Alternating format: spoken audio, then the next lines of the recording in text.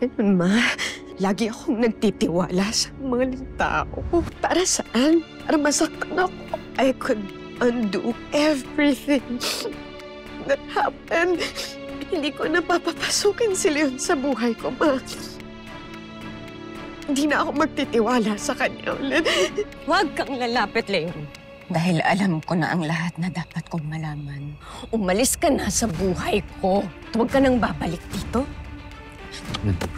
Sige. Gamitin mo. Dahil tama ka naman. Hindi ako kapatapatawa dahil sa nagawa ko sa'yo at sa inyong lahat. Ano po na mawala nang sa buhay ko eh. Dahil mawawala ka na kayo ni Jeremy, kaya patayin mo na lang ako ngayon. Sige na! Yun! Huwag mo akong itulad sa'yo. Hindi ako mamamatay tao. Ano nangyari sa'yo? Alam mo, ang swerte mo, Leon. Ang bait pa rin ng anak mo. Kasi ayaw kanyang iwan dito mag-isa kahit masama loob niya sa'yo.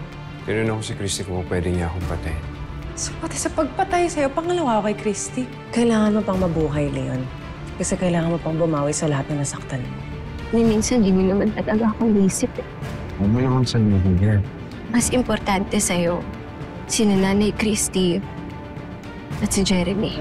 Malaki yun. Ganun yun. Anak mo rin ako, Tay. Hindi mo ba inisip kung paano kung ako'y nawala? Billy. Ayaw, Tay.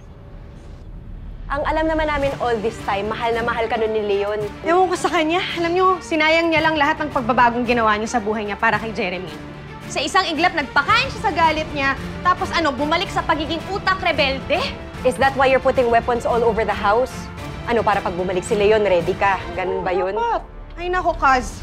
Kahit sino sa kanilang magkapatid pumunta dito, dapat handa tayo. Hindi natin alam kung anong pwede nilang gawin. Kaya Leon, may naghanap sa'yo. Mr. Lozano, pwede ka ba naming makausap? Bakit po? Nahulihin niyo po ba yung tatay ko?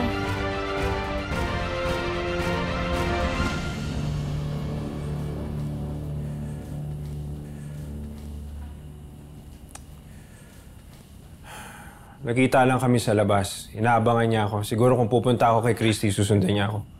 Pero nahuli ko siya. Huling beses ko na itong hilingin sa'yo. Pag tinulungan mo ko makuha yung anak ko, I promise, tutulungan din kita makuha mo si Jeremy. Pag nagpakalayo-layo kami, hindi sila aalis. Hahanapin nila kami. Tapos kami lalayo na kami. Hindi na kami babalik. Ikaw makakasama mo na si Jeremy. Parang awa mo na, kuya. Tulungan mo na ako, please.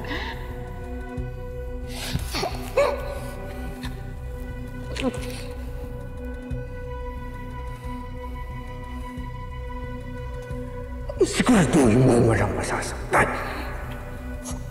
Yung anak pa lang ang kukunin mo. Naiintindihan mo? Naiintindihan mo? Dadali ko siya dapat sa inyo eh. Pero nagbakaawa siya sa akin. Kaya, sinabi ko kung nasaan sila. Dati kang leader ng Kalasag, di ba? Talaga bang wala ka ng ugnayan sa dati mong grupo na kasama ni Shaira nung sumugod siya kay Christy? Hindi ko naman alam may kasama siya. Matagal na akong tiniwalag ng grupo. Kaya nga galit na galit si Alakdan sa akin. Saka napardo na naman ako ng gobyerno eh, sa pagiging rebelde ko. Kung ganon, makikipagtulungan ka sa amin para mahuli sila. Nagawa ko na yun noon. Hindi na ako magdadalawang isip eh. Pero hindi ko talaga alam kung nasaan sila. Si Shaira lang ang nakausap ko. So, ibig sabihin may kontak ka pa sa kapatid mo? Nasa akin yung number niya. Pero hindi na siya sumasagot sa akin. Dahil galit na galit na siya sa akin. Kung ganun, pwede mo bang isurrender yung phone mo sa amin? Baka lang sakaling may makuha kami mga impormasyon na makakatulong sa investigasyon.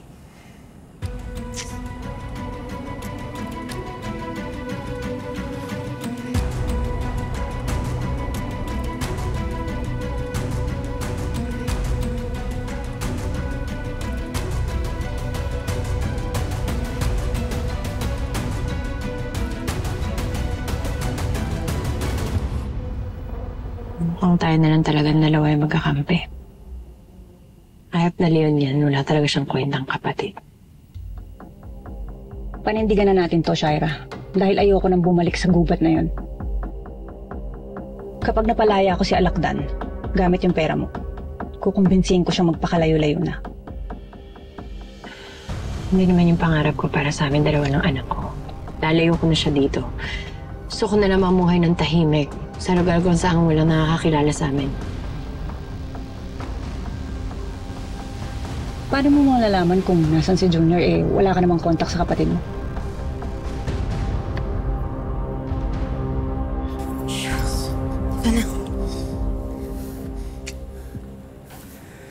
Sumagot na ba?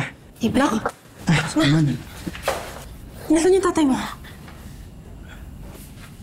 Oo. Ginagawa mo dito? Nag-text si Billy sa akin. Sabi niya may dumating na pulis. Akala ko huliin ka na. Wala naman silang kaso laban sa akin eh. Nagtanong lang naman sila tungkol kay Shaira para mahuli to. God, you okay? Wala dapat ipagpasalamat. Tay, natutuwa lang ho si Mama. Buti nga ho hindi kayo hinuli. Hoy, dapat nga ikinulong na ako. Leon, alam naman namin nagsisisi ka sa nangyari. Kaya hindi na dapat mangyari yun. Alam niyo, huwag kayong maawa sa akin. Dapat nga magalit kayo eh. Magalit kayo at huwag niyo akong patawarin kahit kailan. Alam niyo, tama yung sinabi sa akin ni Christine na pagdusahan ko lahat ng kasalanan ko habang buhay.